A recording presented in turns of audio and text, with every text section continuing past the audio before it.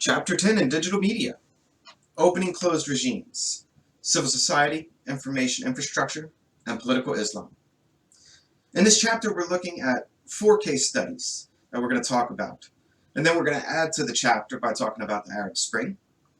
But first, we'll talk about Egypt, Saudi Arabia, Pakistan, and Indonesia. And in each of these 4 countries, their population is Muslim majority. And when thinking about digital media, we tend to talk about culture and how it affects politics so much. You cannot get away from media today talking about differences of cultures between Western and Eastern and Middle Eastern, and how that affects the relationship between digital media and politics. So we are going to talk about it.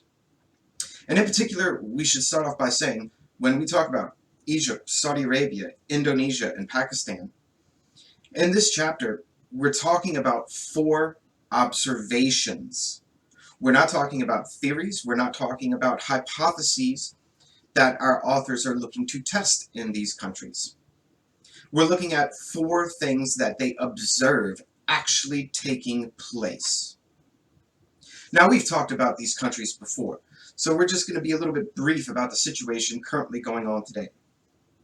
Egypt, all right, extremely repressive towards journalists today, and has been for quite some time.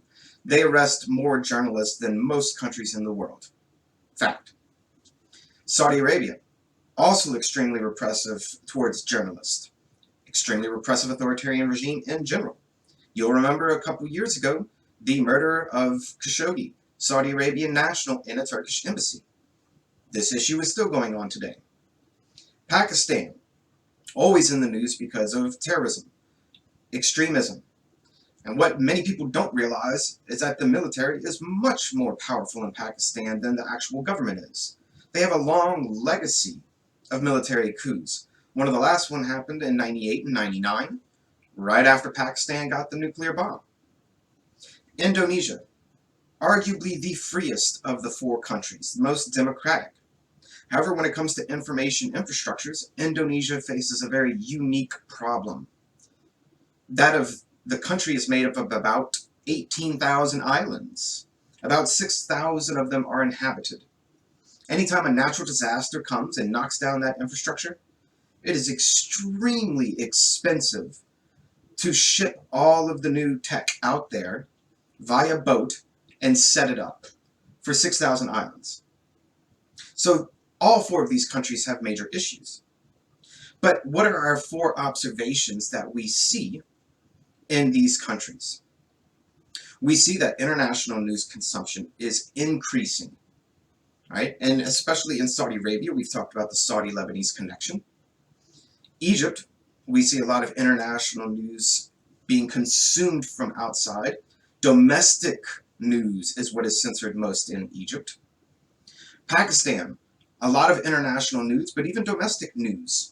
A lot of political parties and a lot of different news organizations, they actually host their servers in other countries, so the military and the government doesn't have access to hack their information. Indonesia, huge international news consumption, as it's situated in one of the busiest trading areas in the world. Our second observation, an increase in social networking online. These areas are huge users of social media, and that's only getting more and more and more. Civil society online is flourishing. Now, what does that mean? Remember, we've talked about civil society groups before. Civil society groups are groups that take part in society, in life, bowling, kickball. They can even be political advocacy groups. But they are groups that do not try to get their members elected to office. That would be political parties, right? They're separated. So we're seeing a lot of online activism in these 4 countries, and a lot of just recreational groups taking place online. And then our last one, women in political discourse online is increasing. Even in Saudi Arabia, where just a couple years ago, they became the last state country to let women be able to drive legally. So putting all 4 of these things together, this does seem like a huge deal.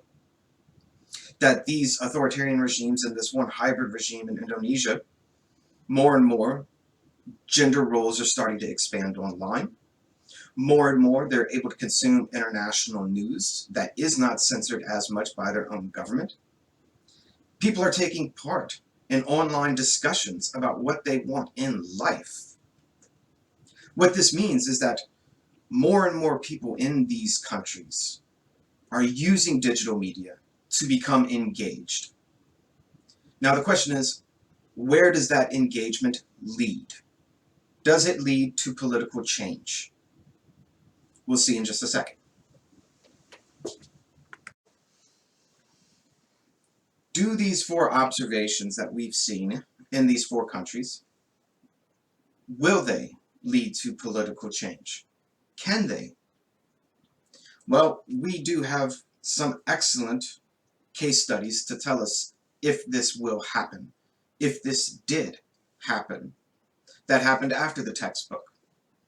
And all of the four countries, Egypt, Saudi Arabia, Pakistan, Indonesia, were affected by this event, by this series of events known as the Arab Spring.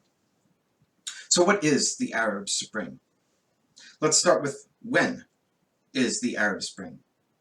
It started in December of 2010, and it is currently still going on, almost 10 years later. Where did it start? Tunisia, with the self-immolation of a man in December of 2010, that started a massive protest by the people of the country against the authoritarian government there. And what happened after that? It spread. It spread to at least 20 to 30 different countries, not just in North Africa, not just in the Middle East, but around the world. Now, generally, we do consider it or talk about it as the Arab Spring, but it's not really the Arab Spring. It's the spring for groups of people all around the world who were fighting against authoritarian regimes. All right, so from December of 2010 all the way to today, still taking place.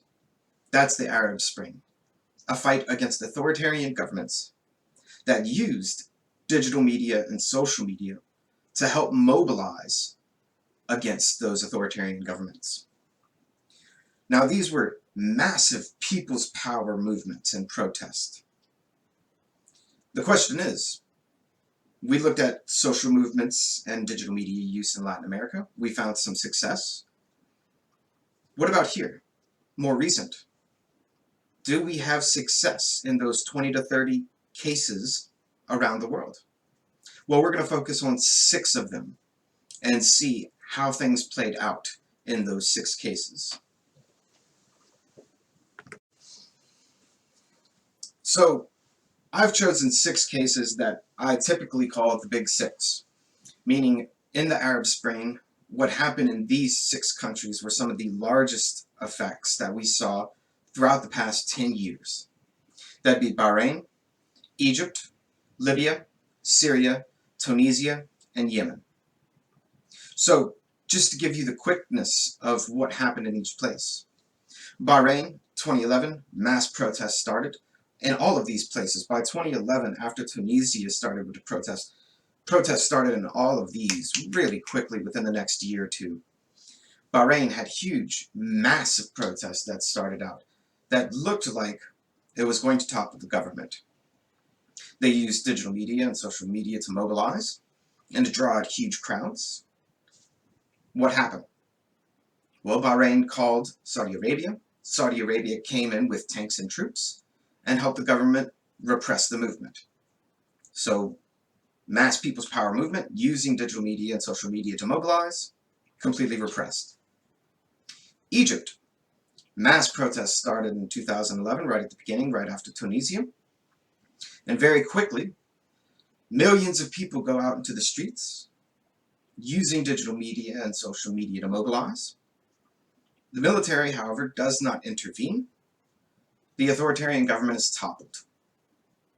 Democratic elections take place. Those democratic elections elect the Muslim Brotherhood, which tended to be more conservative.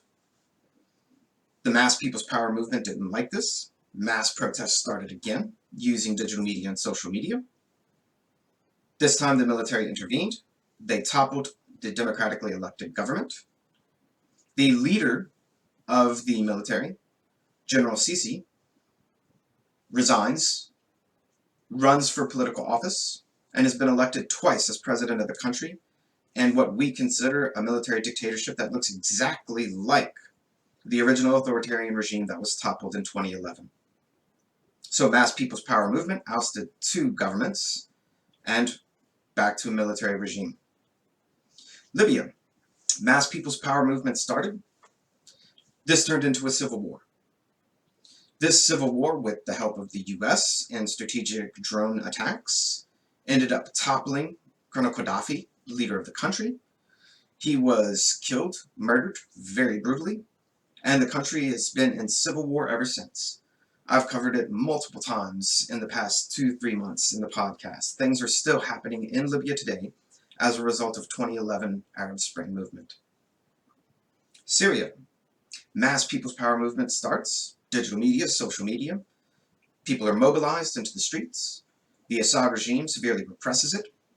That movement breaks up into many different rebel groups, and a civil war erupts that is still happening today. Ramification of that civil war, massive refugee movements, different populations going to different places in the Middle East and Europe, and still happening today. And now there are so many international states, different countries around the world that are involved in the Syrian civil war. It's even hard to say that it's just a civil war anymore. Tunisia, the one success story, and the first case to start the Arab Spring. 2010, self-immolation of the man starts mass protest. Beginning of 2011, that mass protest topples the regime. Democracy comes. Now they are struggling, but they're still a very young democracy. Yemen, mass people's power protest starts. Conflict erupts. The government was ousted. That government goes to Saudi Arabia. Saudi Arabia gives them military support. The government goes back in the country. Iran supports the other group. And you end up with the Yemeni civil war as a proxy war with Iran and Saudi Arabia, still going on today. These are the big six. Now we need to think about the implications of the Arab Spring, of digital media versus social media, and political change coming from political protest. First, we need to get rid of this false notion that social media played such a huge role in mobilizing citizens in authoritarian regimes. It's simply not true. It's a frame painted by the West. It is a frame painted by tech companies to make themselves look good. You see, first off, we know about the digital divide, right? Lower socioeconomic individuals, authoritarian regimes, geographic location.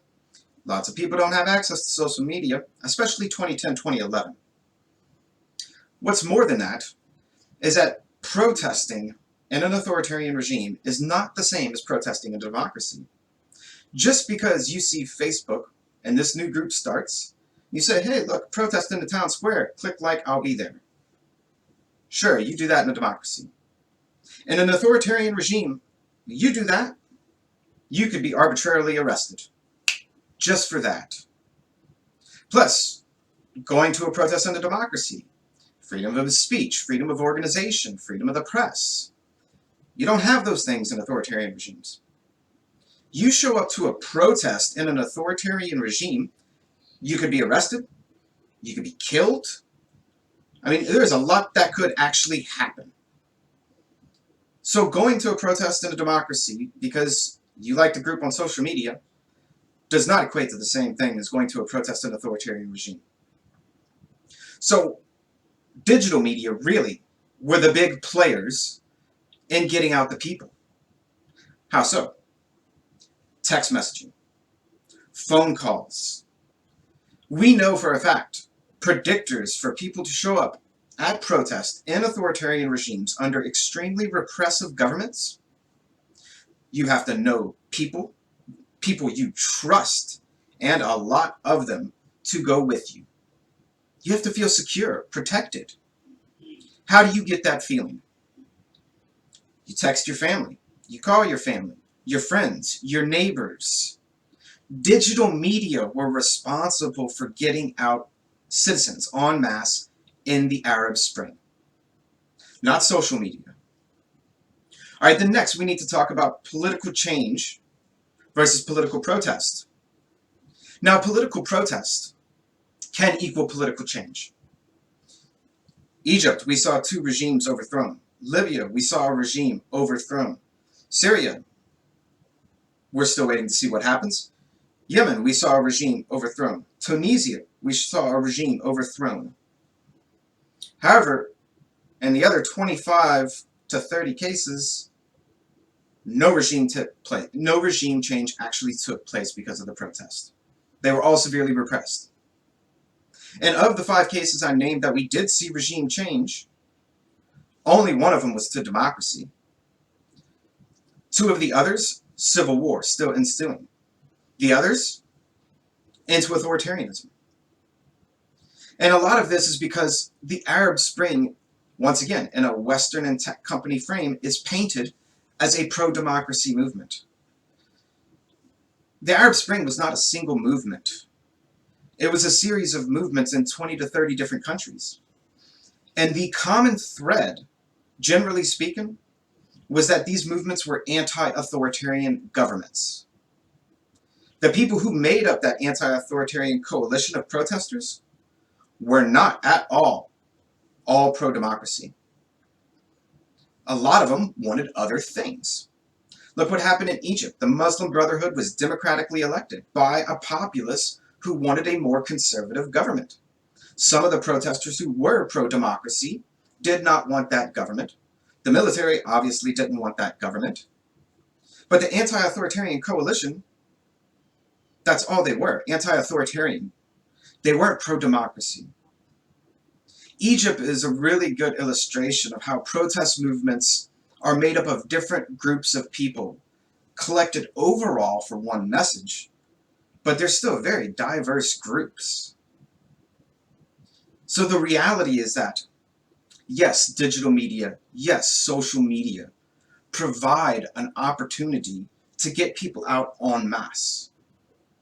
But people are a very diverse group of people. Just because they're out together doesn't mean that they actually all want the same thing. And even if they achieve that one thing they want, the next step, they could all think of something completely different for what that next step is. And in the simple fact, protest doesn't always equal political change. Digital media don't always draw out huge crowds.